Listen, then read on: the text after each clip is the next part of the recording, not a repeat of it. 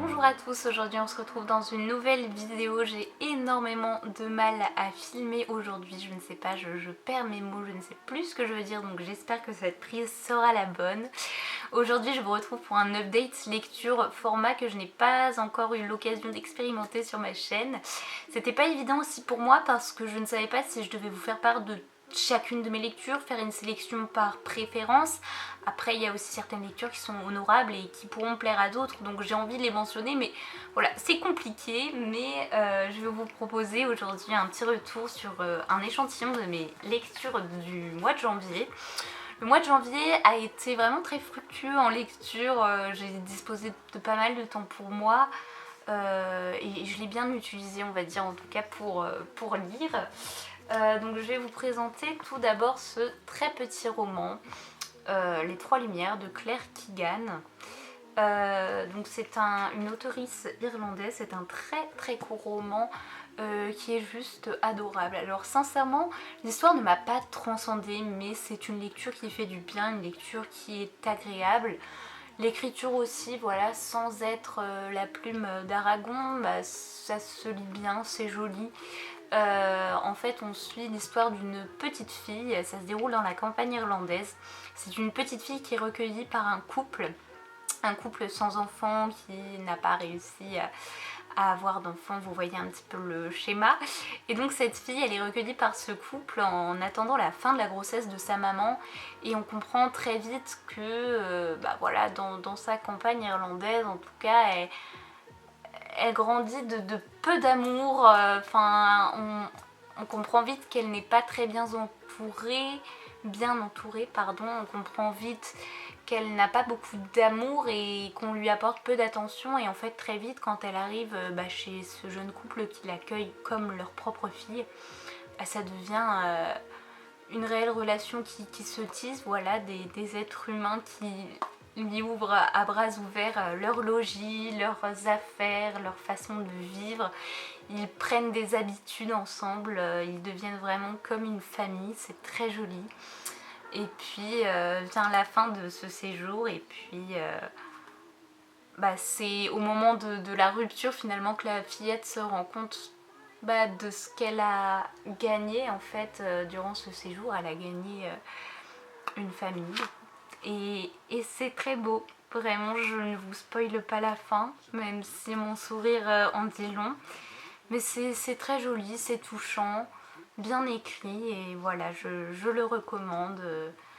Une auteurice irlandaise. J'aimerais beaucoup découvrir d'ailleurs davantage d'ouvrages irlandais. Autre lecture récente également, je l'avais mentionné dans ma dernière vidéo sur mon rapport à la lecture. C'est un ouvrage qui m'a beaucoup fait réfléchir. Il s'agit de L'infini dans un roseau, l'invention des livres dans l'Antiquité d'Irénée Valliero. C'est une belle brique, un peu dans le style... il est écrit à la manière d'un essai, mais il présente clairement toutes les recherches qu'elle a fait quant à l'invention des livres, du papier, de l'objet livre, de la bibliothèque, des grandes bibliothèques, et bien sûr de tous les conflits que certains livres ont pu déclencher, d'où l'apparition de la censure ou de certaines guerres, des autodafés.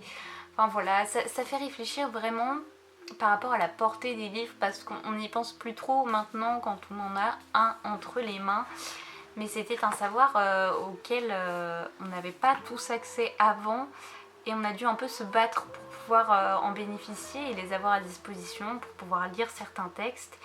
Et c'est très beau, c'est un très bel hommage rendu dans ce livre, vraiment, c'est très intéressant. Elle interroge la fiction, elle revient sur certaines fictions actuelles.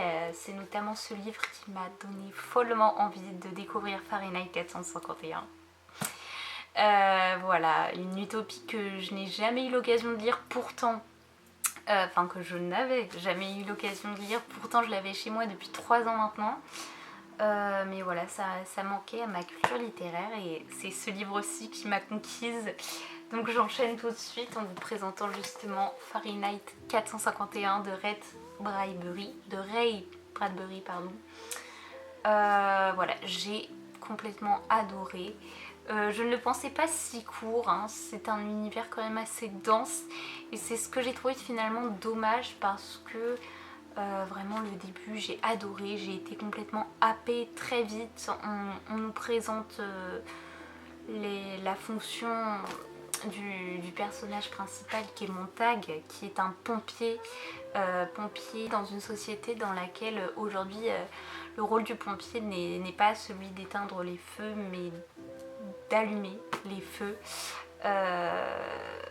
chez les gens qui possèdent des livres, chose qui est interdite dans cette société. Et encore une fois, ça rejoint en fait la suite de l'infini dans un roseau.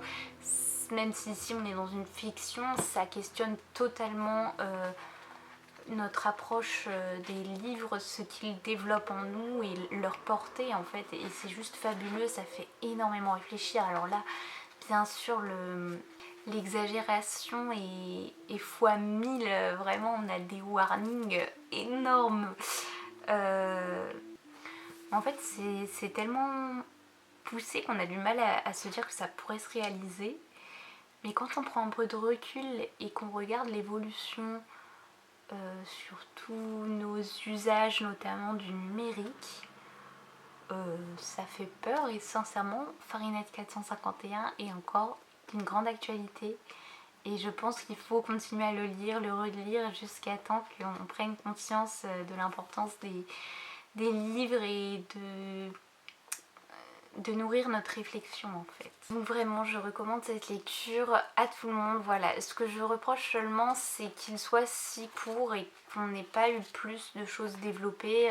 Bon après c'est aussi que ça fonctionne bien comme ça, on comprend bien la morale et ça se lit bien et au moins on retient, on retient bien. Voilà, mais j'aurais aimé lire plus encore. Vraiment le début m'a totalement... J'arrivais plus à m'arrêter mais la fin bon... Tant pis, c'est souvent comme ça. Alors, j'ai parlé d'une très bonne lecture avant et on poursuit car là, immense coup de cœur avec L'Atelier Noir d'Annie Ernaux.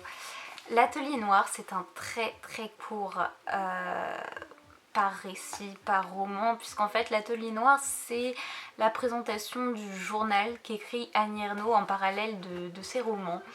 Donc on suit toutes ses réflexions par rapport à l'écriture, par rapport aux événements qu'elle raconte, par rapport à ses sorties de livres, oui vraiment à sa vie littéraire. Et alors, mais ça m'a complètement happée.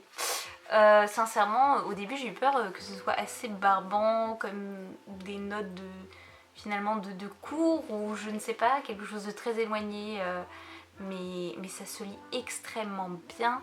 Et à travers ces notes-ci, pourtant ce n'est pas grand-chose, mais on ressent la puissance de la plume d'Annie Ernaux, ce que ça lui apporte, la nécessité de l'écriture, ce besoin d'écrire, on le ressent pleinement dans L'Atelier Noir et moi, sincèrement, ça m'a donné envie d'écrire. Et j'ai trouvé ça fabuleux, enfin vraiment, je me suis moi aussi posé des questions à travers ses réflexions à elle, sur ma vie, sur moi, ce que je pourrais écrire. En fait, c'est presque un cours d'écriture, en fait, je trouve, ce journal. Et voilà, ici c'était l'édition augmentée, avec des ajouts des textes jusqu'à 2015 il me semble. Mais vraiment j'ai adoré cette lecture, très court, pareil à nouveau, je vous la recommande si vous aimez encore à nouveau la langue, l'écriture, les mots. C'est très beau, c'est très très beau. Et d'ailleurs ce qui m'a beaucoup amusée aussi dans L'Atelier Noir, c'est qu'à un moment Annie Ernaux parle d'une recherche, elle dit écrire pour chercher un petit peu un juste milieu entre Autant n'emporte le vent et Marcel Proust. Et j'ai trouvé ça juste génial. Je n'ai lu ni Marcel Proust ni Autant n'emporte le vent, mais je visualise les univers. Et je sais pas, c'est quelque chose qui m'a beaucoup fait sourire et à la fois c'est si vrai, c'est sincère, c'est beau, j'ai adoré, vraiment. Également ce mois de janvier, j'ai lu Deux femmes et un jardin de Anne Guglielminetti. Je ne sais pas, je vous l'écrirai. C'est un livre qui a eu le prix des libraires. Pareil, c'est pas une lecture transcendante, mais j'ai passé sincèrement un bon moment. C'est très joli, ça se lit vite, c'est très court. Pour vous résumer l'intrigue, je n'ai pas trouvé mieux à faire que vous lire le résumé puisque on y comprend tout en même temps et je n'ai pas envie de trop vous en dire justement. Donc je vous le lis. Après des années à faire des ménages à Paris, Mariette hérite d'une vieille bâtisse en Normandie. Charmée par les lieux, elle y emménage et s'épanouit dans son jardin en friche, à l'écart du monde. Mais l'arrivée de Louise interrompt sa retraite. Cette adolescente en vacances dans la région cherche un refuge à l'ennui et à la lourdeur familiale. Peu à peu, toutes deux nouent une complicité émerveillée autour du jardin sauvage. Le lien inattendu créé cet été-là bouleversera à jamais l'existence des deux femmes. Voilà, une histoire très jolie, des portraits de femmes assez bien dressés. Bon, on n'a pas une psychologie immense des personnages, on est assez... Enfin, je trouve que les portraits faits de Mariette sont assez caricaturaux, mais en fait c'est attachant et voilà, c'est des traits humains qu'on aime retrouver. Voilà, pas énormément de surprises, mais voilà, je vous dis une bonne lecture qui passera le temps. Après, ce n'est peut-être pas ce que vous recherchez en lecture, mais voilà, on passe aussi de bons moments. Enfin, pour terminer, une lecture là cette fois-ci qui n'est pas une petite lecture, qui a été un coup de cœur immense pour moi. Vraiment, je crois que c'est un livre qui reviendra dans mes meilleures lectures de l'année. Ce livre, c'est À la ligne de Joseph Pontu, Feuillet d'usine. Ce sont des textes écrits... alors, de loin, je me suis dit, oh, c'est un recueil de poésie, pas possible, mais non. Il n'y a aucune ponctuation, on est sur des très courtes phrases et à chaque fois écrit à la ligne. Et pourquoi ce style, pourquoi cette forme? C'est pour marquer encore plus. Enfin, en fait, ce qu'il écrit, c'est tellement difficile que la forme du texte colle parfaitement avec le contenu. Ici, Joseph Pontu, il me semble que c'est complètement autobiographique. Mais donc, c'est un homme qui a fait des études de lettres en prépa Hippocagne à Reims. À Reims, ma ville. Non, c'est pas pour ça que j'apprécie le livre, même si j'avoue que ça m'a fait sourire. Et donc, en fait, après ces études qui se veulent assez prestigieuses, en fait, ce qu'il a fait, c'est que par amour, il est allé en Bretagne pour rejoindre son épouse. Et malheureusement, il n'a pas pu trouver de métier, de poursuite d'études comme il le souhaitait. Et pour amener des sous à la maison, il fallait bien trouver un métier. Du coup, il a travaillé à l'usine. Et c'est ce qu'il raconte dans ces feuillets d'usine qui sont divinement bien écrits. C'est tellement choquant et dénonciateur de la condition ouvrière. Alors tout d'abord, on le suit dans une usine en Bretagne dans laquelle il doit trier des crevettes, des fruits de mer. Donc voilà, il raconte le travail à la chaîne, les collègues, les pauses, les rythmes auxquels il travaille. Il raconte aussi la température, les chaussures de sécurité, la température dans le hangar dans lequel il trie, puisque qui dit fruits de mer, qui dit conservation, donc il travaille à 8 degrés Celsius en permanence. Il dénonce plein de choses. Il raconte aussi voilà l'écart quand il rentre à la maison, qu'est-ce qui se passe. C'est immense, et ce qui est d'autant plus bouleversant, c'est la deuxième partie du livre qui ça m'a dégoûtée à un tel point. Enfin, c'est pour ça que je suis obligée d'adorer en fait, parce que cette deuxième partie du livre, ça m'a fait un électrochoc. Pourtant, ce sont des choses qu'on sait, mais le lire de ce point de vue, c'est assez bouleversant et ça questionne totalement notre façon de consommer de la viande, puisque du coup, dans cette deuxième partie, il est muté par son agence d'intérim. Il est muté dans un abattoir. Et pourtant, il commence, il le dit, il en parle, il commence entre guillemets pas au pire poste, puisqu'il est simplement nettoyeur des abattoirs. Donc il doit nettoyer le sang et le gras dans les salles où on égorge les porcs. Enfin, on égorge, on les tue quoi. Et il fait plusieurs postes comme ça, il nous raconte ses problèmes de dos, notamment parce qu'il porte des charges extrêmement lourdes, mais surtout il nous raconte ses défaillances mentales, car à partir du moment où il rentre dans ce cadre de travail, mais il se dit mais à quoi peuvent rêver les gens qui font ça toute leur vie, tuer des animaux, ceux qui retirent la peau des vaches pour en faire le cuir, à quoi peuvent-ils rêver, puisque lui rien qu'en nettoyant du sang, juste c'est immense.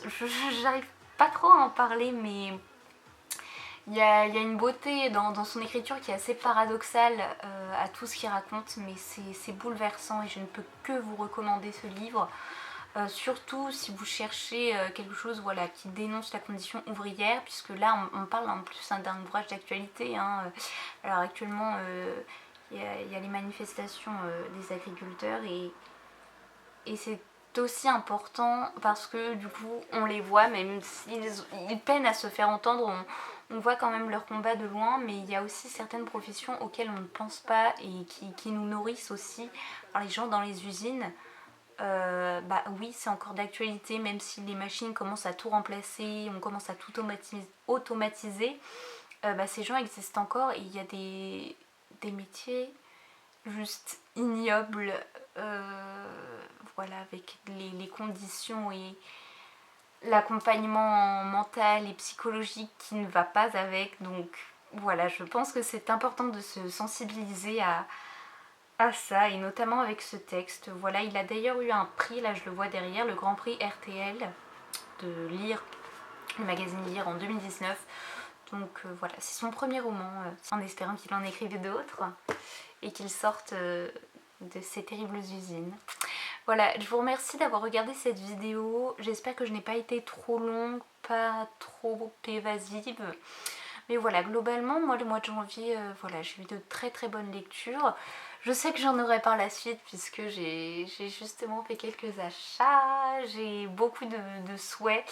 J'ai pas envie d'être trop exigeante avec moi-même, mais cette année j'ai vraiment envie de découvrir beaucoup de choses. Donc j'espère que voilà, je mets pas la barre trop haut, mais je vous ferai une vidéo justement sur ces souhaits pour 2024. Je vous dis à très vite et je vous remercie à nouveau d'avoir regardé cette vidéo. À bientôt.